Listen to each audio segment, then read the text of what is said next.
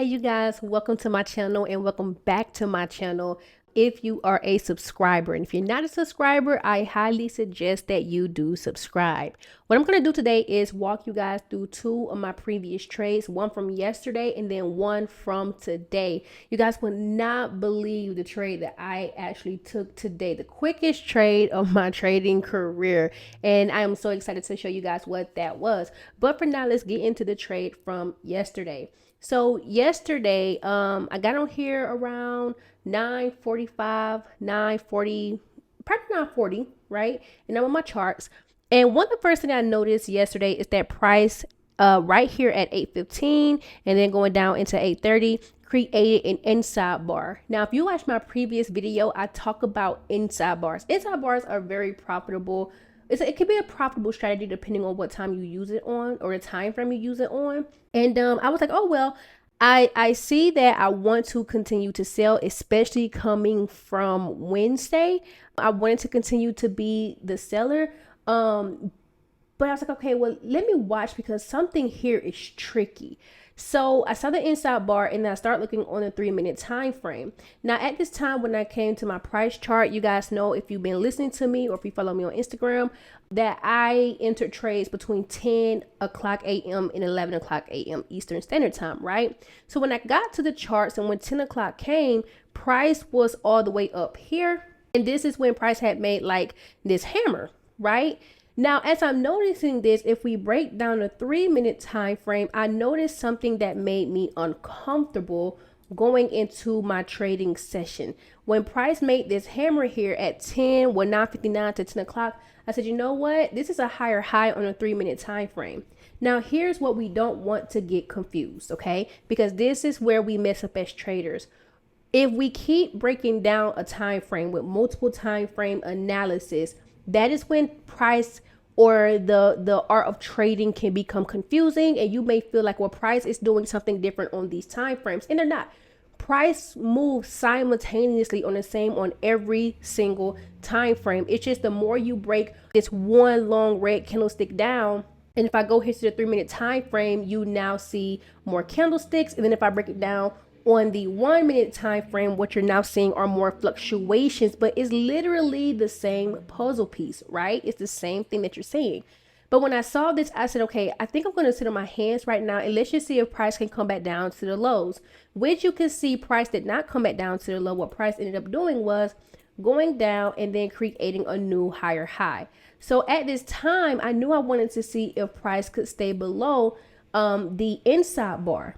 So what I said was, you know what, around this time when price made a new higher high, I'm like, okay, well, it's like 10:22, 10:23 at this time. And I said, you know what, I'm going to go ahead and get into a buy because I don't know how high price can go. And from a 3-minute time frame, we're starting to make these higher highs and higher lows. The last thing I want to do is sell, hoping price could stay below this inside bar when in fact it could continue up. Now, the moment that thought hit my head, I thought, you know what? I could be right and I could be wrong at the same time. Now, this is when I take a neutral stance and say, I'm just going to go for it. So what I did was I said, okay, if price pulls back and stays above the 3-minute higher low at 126,338, I'm going to go ahead and buy. So I start building out the trade that I want to take. And this is what you're about to see me do. So I place a line to where I say, hey, this is the price point where I will actually buy pound USD. And so I dropped down to my 1-minute time frame to scale in the trade to get in a better entry or a quicker entry. So I saw this bearish candlestick form at 10:31, or it closed at 10:31. And then at 10:32, we had this bullish engulfing candlestick.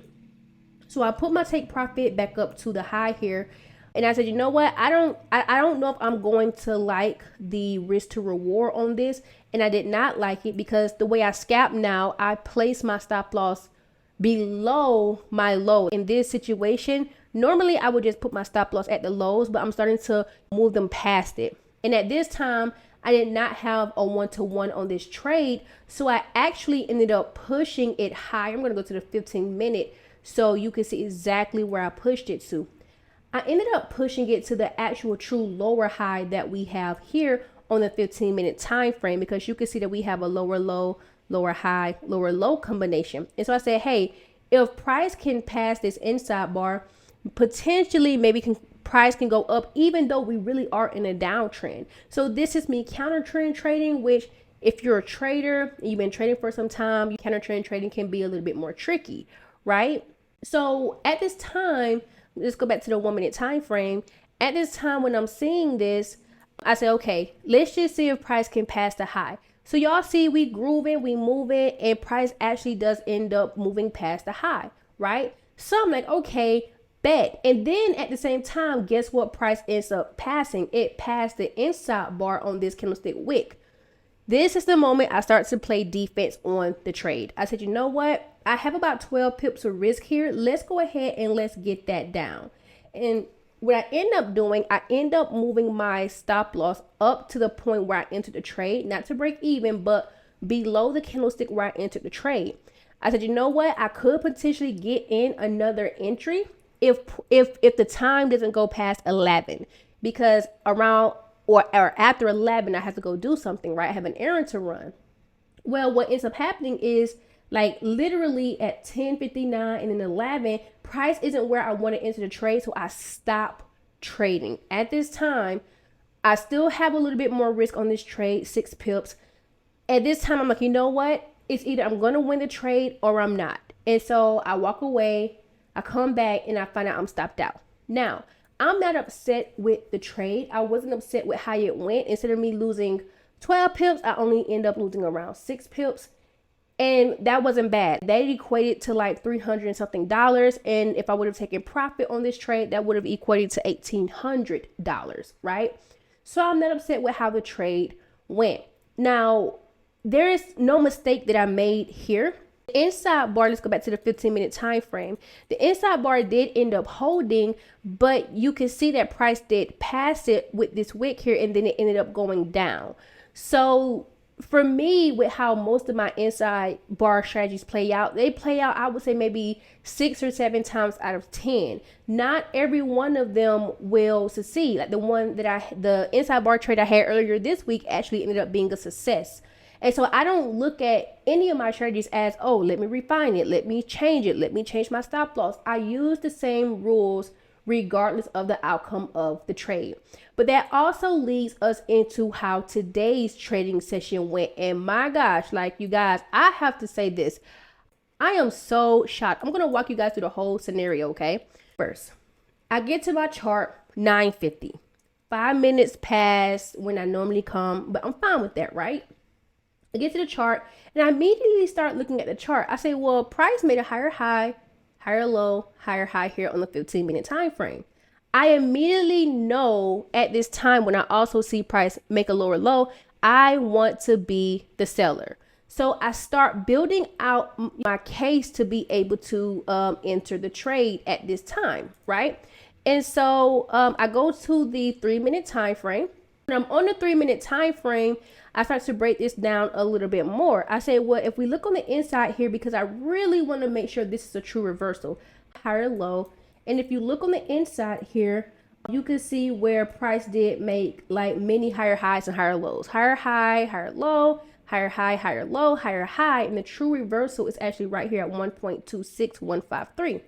And then if we keep coming along, you can see price make a lower low, lower high, lower low. So immediately, once again, I start building out a case to where I want to enter the trade. Now, I know I want to enter the trade below my 3-minute lower high at 1.26133. Like once I already have it in mind, I keep looking at it. That's the one thing I like to do.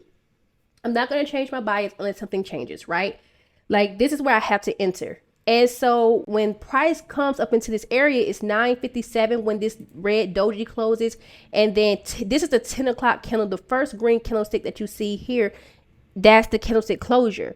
So now I'm like, well, let's refine this a little bit more. I say, okay, I draw out where I want to enter the trade. And this would be this red line right here below 1.2613. Right? I said, okay, if price touches it and it gives me a reason to enter the trade, I am going to go ahead and enter the trade. And so I entered the trade on this candlestick. This is at 10:01. I want you guys to hear me well with the time. 10:01 is when this candlestick closed. I entered the trade. I had my stop loss set 1 pip above the lower high. I have my take profit set right here at the low. And y'all, literally the next candle, it takes profit. And it happened so fast. Actually, 2 candles later, I was in a trade for 2 minutes. It takes profit so fast. I've never been in a trade that just took profit so quick. Besides one trade I was in, it took 6 minutes. But this one was just quick. It had to be some type of news, because afterwards what I saw was price went up and made a new high.